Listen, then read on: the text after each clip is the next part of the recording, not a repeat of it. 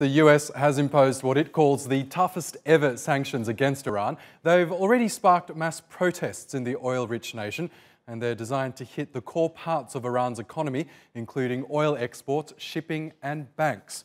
Well, oil prices have been falling on the news, which is the opposite of what some analysts had been predicting. There were fears the sanctions would lower oil supplies and push prices up, but those fears have eased after the Trump administration granted 8 nations temporary waivers that'll allow them to keep importing Iranian crude.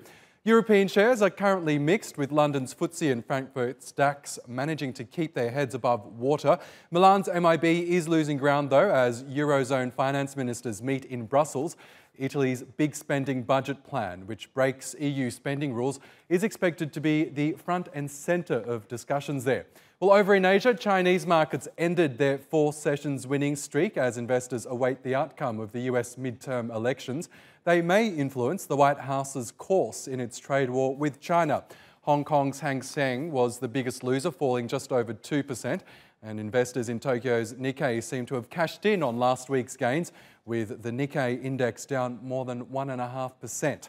And Wall Street looks like it'll open lower as the new Iran sanctions and the US elections weigh on investor sentiment. Investors also seem to be pessimistic about the trade wars after Donald Trump's economic advisor, Larry Kudlow, said there was no massive movement to deal with China.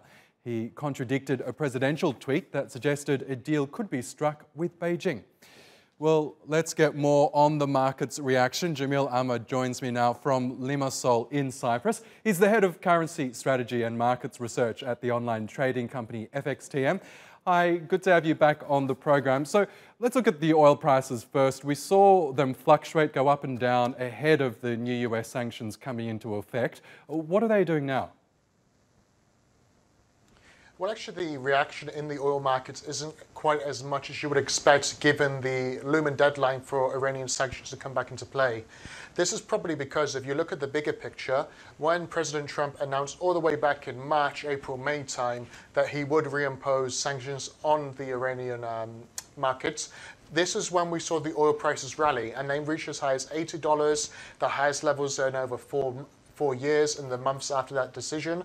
But then as we come back today, oil markets are more concerned about other factors that has already been priced in, but fears over global growth, the trade tensions and other factors seem to be what is weighing on the oil markets today, rather than this deadline for the Iranian sanctions to be reimposed, because this was something that was priced into the markets quite some time ago.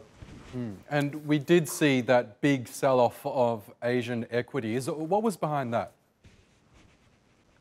Well, actually, interesting question, because we've seen 2 different stories for the financial markets. On Friday, there was a broad-based rally. On Monday, there's more tension and caution in the air. It's probably due to 2 different factors. One, you've got conflicting reports over whether a breakthrough between US and China with these prolonged trade tensions is actually quite close to being reached, because we had Larry Kudlow contradicted the initial comments from President Trump that suggested otherwise. And then you've got these massive US midterm elections tomorrow, which is probably just reacting to investors by encouraging them not to take on so much risk. When you have less risk appetite in the air, you consequently see less of reaction in stock markets and basically less buying in stocks.